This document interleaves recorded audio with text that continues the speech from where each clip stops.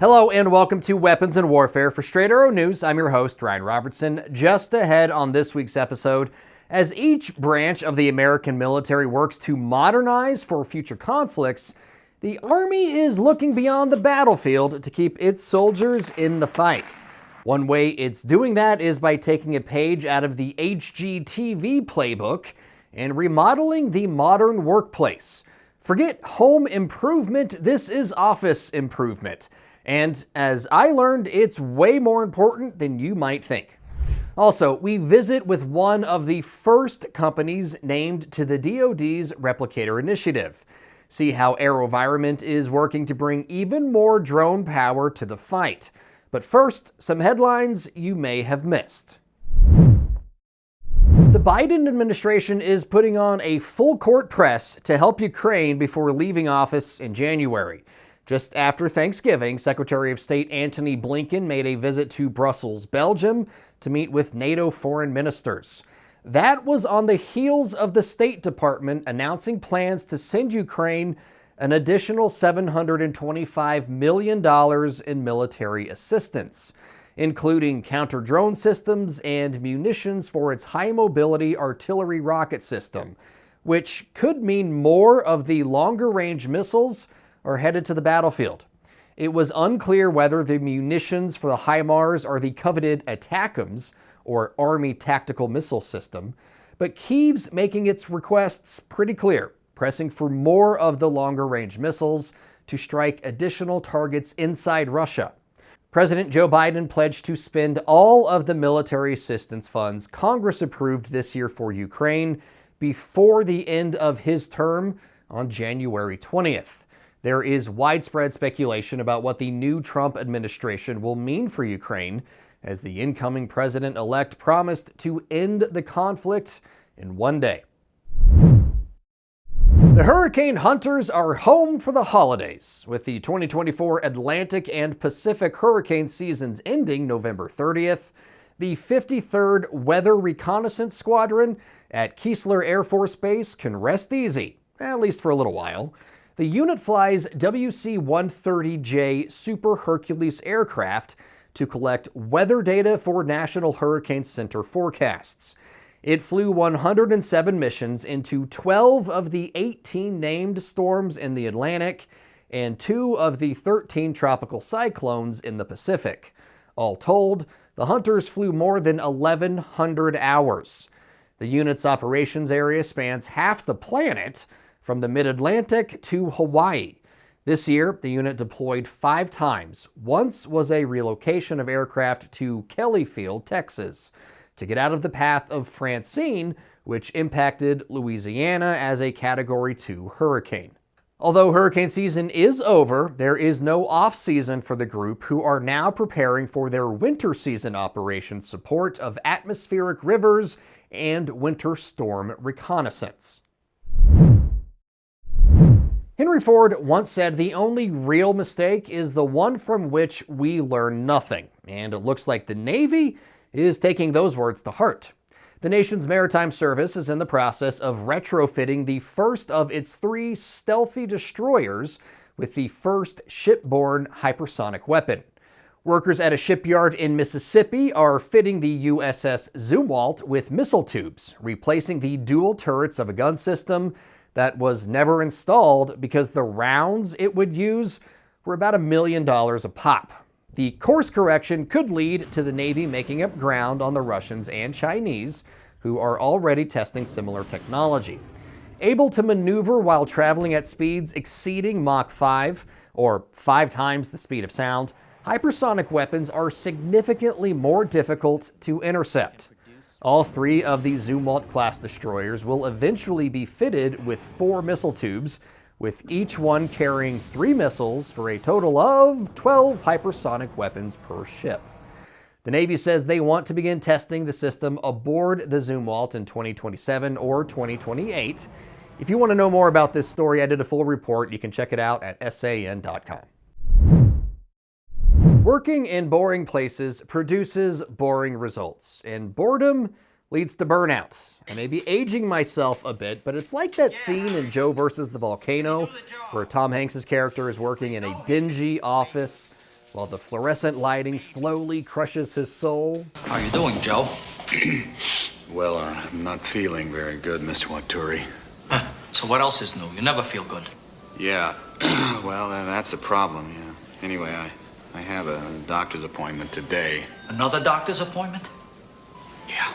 It was all about enough to make him want to jump into a volcano, for crying out loud. But while old, boring, soul-crushing workplaces offer plenty of comedic value, it's also a very real problem, even in today's military. And that's the subject of this week's debrief. In the civilian world, engaged workers drive higher profits. In the military, engaged workers drive innovation, are more likely to re-enlist, and can be the difference between mission success and failure. The U.S. Army's installation strategy calls for all of the branch's facilities, both living and working spaces, to rival the civilian sector in functionality, quality, resilience, and sustainability. That includes overseas facilities, like the new headquarters of the U.S. Army's Installation Management Command in Clay-Kaserne, Germany. So how does the Army go about turning IMCOM Europe's boring building into a fully revamped, strategically branded facility? It spends $2.5 million and hires Janssen Communications. In everything that we do in buildings and environments, it's about using the canvas of a building. Yes, we're going to make it more efficient, and we're going to, add in the lighting and the scenic elements and all the scenic elements and all these other things. But we're going to use it to tell their story, and that's what I think is so significant about this. Janet Shahaki is the founder and CEO of Janssen Communications. She's been helping transform DoD facilities for about 20 years. The redesign of IMCOM Europe's HQ is Janssen's first overseas contract, though. IMCOM is responsible for managing all the facilities and garrisons the Army uses. So IMCOM Europe has the European theater, and so we have been asked to come into their headquarters, which is frankly a brand new building, but it's bland. It's got no personality to it, and so what they're doing is they're investing in their building by saying, we want our building to communicate our story, our mission, our purpose, our ethos. And that's what Janssen does. Buildings don't exactly communicate an organization's ethos by happenstance. It takes a lot of research and a multifaceted approach. For this job, Shahaki says her team will spend hours learning about IMCOM Europe's mission sets and theater footprint. They will also spend plenty of time in the building itself. I'm watching traffic patterns. I'm watching where people are spending time, where we're understanding kind of the, I hate to say it, but you got to understand the bones of the building. And that's what helps us a lot. And so there's an architectural element to this. There's an engineering component to this. At the same time, we're not looking to be trendy. We're looking for timeless, stately, mature colors and patterns and styles that will transcend. So when we look to 2030, 2035, it's still classic. We're not painting hot orange anywhere. We're not signing up for that because that wouldn't last. Yeah, no avocado green then, that's what you're saying. No avocado green, exactly. Shahaki says most of the time the client, in this case the U.S. Army, offers up general design concepts, but it's ultimately up to Janssen's team of artists to bring any concept to life. We have like a 98% first-time product acceptance rate. What does that mean? The first time that we're coming in saying, here, sir, here, ma'am, here, general officer, here's your design concepts, it's a yes every time. They're like, oh my God, you got it. This is exactly what we were hoping for. When looking through some of Janssen's past work, even an interior design delinquent like myself can see their skills are top-notch. Who wouldn't want to work in an office that looks like this? And make no mistake, how a worker feels while at work is vital to their output. In his book, How the Future Works, author Brian Elliott says people need a sense of purpose in why they are doing what they are doing. And if that can be achieved, it is much easier to align them with the organization and unlock their potential. I walked into one building that we had redone, and this executive secretary was like, oh my God, I love this so much. That put probably more joy on my face than hearing that the battalion commander loved it, because the battalion commander is going to rotate out at some point. That lady's going to be there for the next several years, and I'm very happy that she loves coming to work now and she loves her space, and that's incredibly rewarding for me and for the entire team. Like we mentioned earlier, the IMCOM Europe contract is Jansen's first overseas job.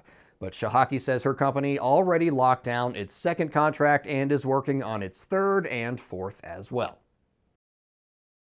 Serving you clarity through context, our mission at SAN is to deliver the news straight down the middle. We're different from mainstream media because we spotlight distorted headlines and show you how to do it too. Discover stories that right and left-leaning outlets are choosing not to cover by using our Media Mist tool.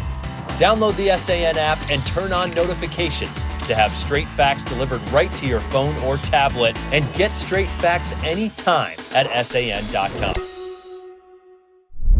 2024 was busy for AeroVironment. The Virginia-based defense contractor is an industry leader in designing and producing unmanned aerial vehicles. In May, its Switchblade 600 loitering munition system was selected for Tranche 1 of the DoD's Replicator initiative.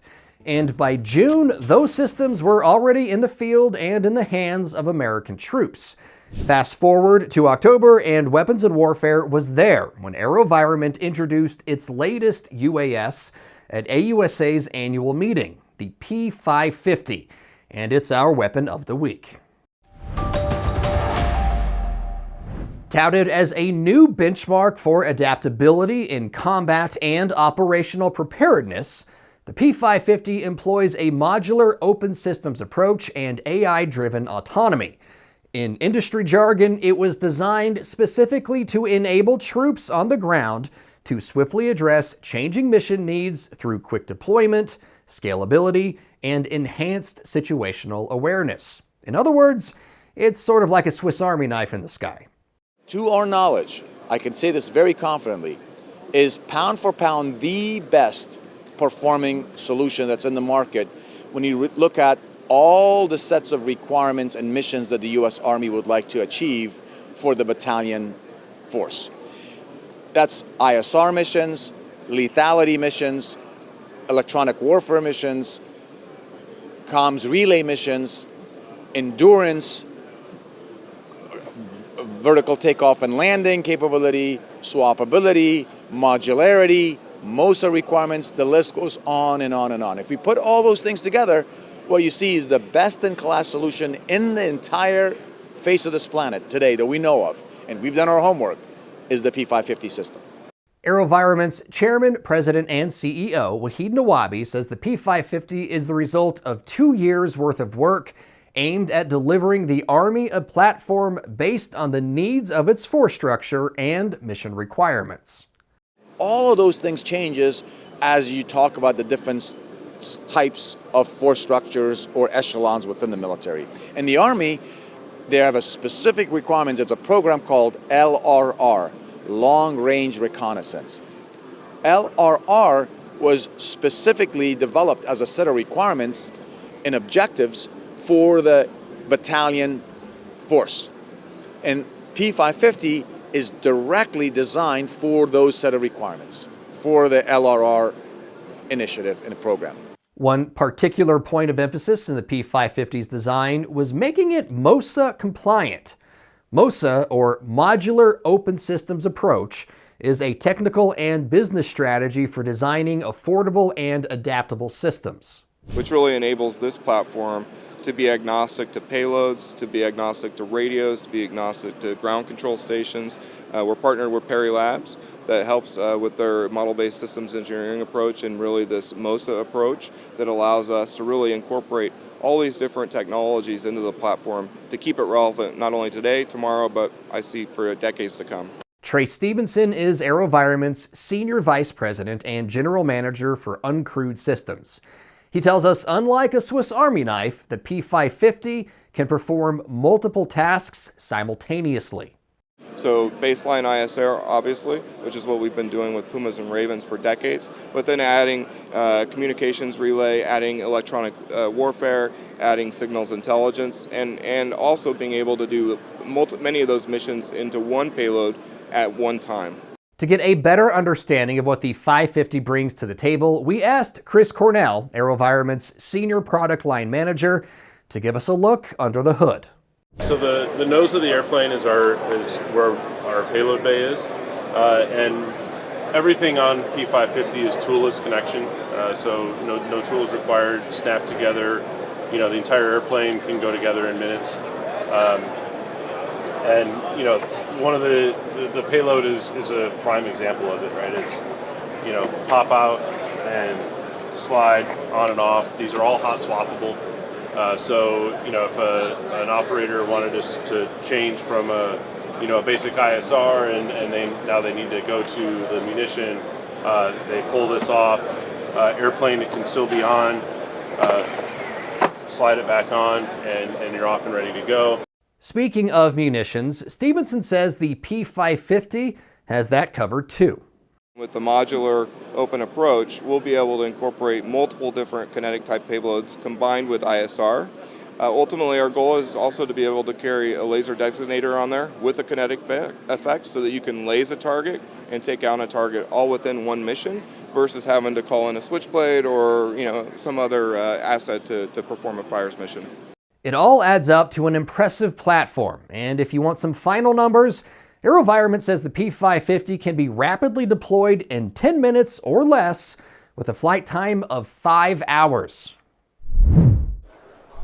At Soft Week 2024 in Tampa, we met Ryan Gurry, CEO and co-founder of Performance DroneWorks, an Alabama company whose story we featured in episode 23's Weapon of the Week. Since then, some big things happened for PDW, notably having its C-100 drone selected for the second tranche of the Replicator initiative. So we thought it might be a good time to catch up with Ryan and see what this means for PDW in this week's Comms Check. All right, Ryan Gurry, thank you so much for joining us today with Professional Drone Works. Obviously, your background in drone, all things drone, is very diverse and deep. But you're here to talk today about the C-100 being picked as part of the Replicator program. When that news kind of came through, we all found out about it last week, but I'm sure you knew way in advance. But when you heard that the C-100 had been picked for the program, what were your initial thoughts? Beyond excited, right? Like we've been working at PDW for about 7 years,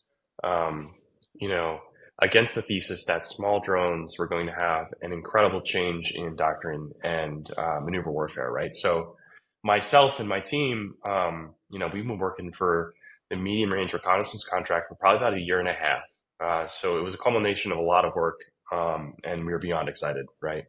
Huge opportunity for us. It's cool to be picked. I mean, for one, like your product was chosen as great, but it also means that are you going to be able to expand your business, employ more people? I mean, hire more people and put them to work. I mean, what does this mean from a business perspective? That's a great question. Yeah. So I think from a lot of things, it validates the work that we've been doing, because, at the end of the day, we're making equipment for warfighters, right? And there's a lot of requirements and design that has to go into it. Knowing that the operators ultimately, down selected us against 40 other competitors in the space is astonishing. Our special sauce is the combination of, elite operators and, best in world drone design. So knowing that we could, sit together and develop a product and put that into an operator's hands and have, the value come through, I think it's a shining example of what we're able to do and execute against. And, we're excited to work on more products and expand our team. But ultimately, our first job is to, get the equipment into the hands of users. And we're sending out C-100s every week. We're up to we're making a ton of them. We have a full manufacturing line. And, it really allows us to scale and fine tune, that part of our, our program and our business. The C-100, when I saw it, it's like a mothership drone, right? Like it's very modular. The tops you can pack on different batteries or different different kit depending on what the mission calls for. But it also the payloads are diverse. It could drop, single grenades, or it could drop guided munitions, or even smaller FPV drones, right? Yeah, it's generally like the largest quadcopter you can carry in a backpack, right? And when we started the design of it, we took a soldier's rucksack and we designed the propellers, the frame, everything from those dimensions, and then worked backwards to really make sure that the vehicle could, excel at a variety of different missions. So, when we look at small units deploying their own air support, the volume, the swap of that vehicle is really important. And, the medium range reconnaissance is generally around that, a single soldier deploying, their own vehicle, doing that fast and tactically. And then, from the mothership concept, you can work your way down, right? So we kind of look at the group two as still a very man-packable, tactical, type of operation and con-ops, and, work our way backwards from what they can carry. The flight profile, right? We talked about that before. If it's a single camera, up to 70 some odd minutes, depending on how much gear and the weather conditions, it's around 34 to 40 minutes most times, give or take. What work is being done to kind of build off of that? And by the time this thing actually gets into the hands of the warfighter, that envelope might be more, right? And the payload might be more. So like the Replicator program is about building things at scale at mass now, but also it's probably going to enable you to further develop the device in the interim, right? Oh yeah, absolutely. Being on Replicator and on medium range reconnaissance allows us to really push into R&D in new areas, well outside of C100. One of our strengths is propulsion and power design. We worked on high-speed drones for the DRL for a long time. And when we look at a vehicle, we work backwards from, the volume, the mass, and the in performance specs. C100 can fly in 40-mile-an-hour winds, can maintain heavy payloads. And there's a lot of intricacies that go into that. The center of balance, how the aircraft reacts to changing pig control, like when you have different weight along the vehicle. But I think generally, like C100 is just a really high performance propulsion system. We use the latest materials, use the latest cells, the latest motors, field oriented control, just a lot of good stuff that modern quadcopters are built with, so that it can withstand different types of payloads and high winds and fast speeds. In terms of increasing that, we'll have to wait and see how cell design and cell density advances over the years. We have some great suppliers that we work with that are American based and do great work. But generally, we're like pushing against the very limits, as are other industries like EVs, right? So, we can change propulsion by adding motors. We can change, endurance by, larger props. But ultimately, if you want to come out of your backpack and do direct fires, kinetics, and SIGINT, that's the best, combination of variances to really get that product working well. A lot of the work that needs to be done and is being done to fly these things in contested environments is to make sure that they can handle the electronic warfare from the adversaries. Obviously, with the DRL, I mean, you guys have experience with multiple folks, multiple people operating on a single frequency, replicated like multiple times, right? How has your background helped inform your ability to make sure that the C100 is resilient, and how do we know that it actually will be resilient once it gets into the battle space? Yeah, great question. So electronic warfare is prevalent in Ukraine and Russia, and typically once was strategic, large jammers are now more tactical, whether on, single units or organic assets, right? So the DRL actually started as a radio engineering team.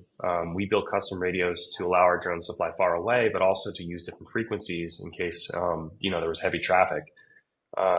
We're currently on our third version of that radio and in development with SOCOM.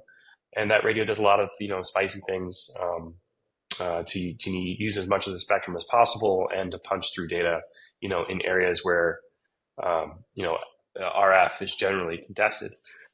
In terms of GPS, we use a visual system that matches satellite images to the ground. It's commonly known as visual navigation. We have our own stack that does that really well.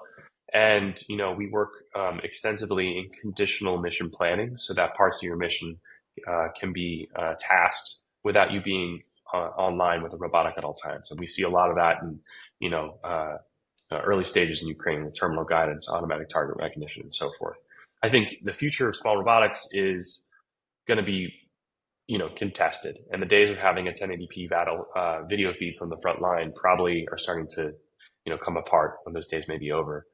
But it's great to have support from the DoD so that we can invest into critical items like, wide spectrum radio usage or visual navigation or conditional mission planning, right? Things that a soldier needs so that they can be tactical on the edge and know that asset will come back, complete parts of the missions without being in touch with it at all times. And generally it's terrible as well, but as soon as you come online with a radio on the front lines, you're found, right? So the days of radios just being on and high power, I think they're starting to really transform and change the way that we interface with robotics on the edge.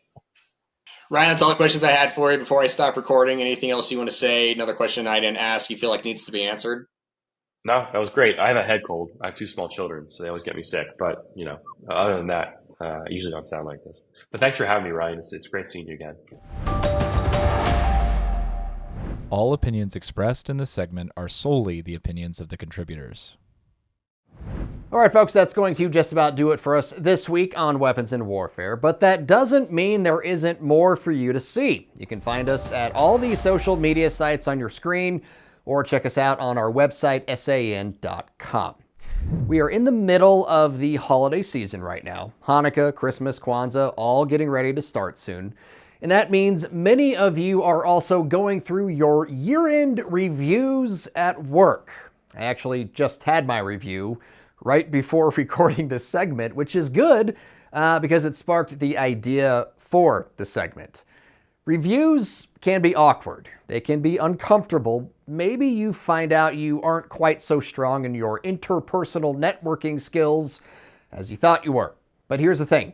Reviews, especially the ones that involve some sort of self-evaluation, can be some of the most educational and enlightening experiences you have. One of my all-time favorite characters in a sitcom was Dr. Cox on Scrubs. And there's an episode where he wants JD, his protege and the show's main character, to do a self-evaluation. I wanted you to think about yourself. And I mean really think. What are you good at? What do you suck at? And then I wanted you to put it down on paper. And not so I could see it, and not so anybody else could see it, but so that you could see it. 2024 is almost over. Before it is, take some time to give yourself an evaluation. What are you good at? What do you suck at? Where do you want to be this time next year? How do you plan to get there? Ask these questions of yourself so that you can find the answers within yourself. For senior producer Brett Baker, video editor Brian Spencer, and graphics artist Dakota Patillo, I'm Ryan Robertson, with Straight Arrow News, signing off.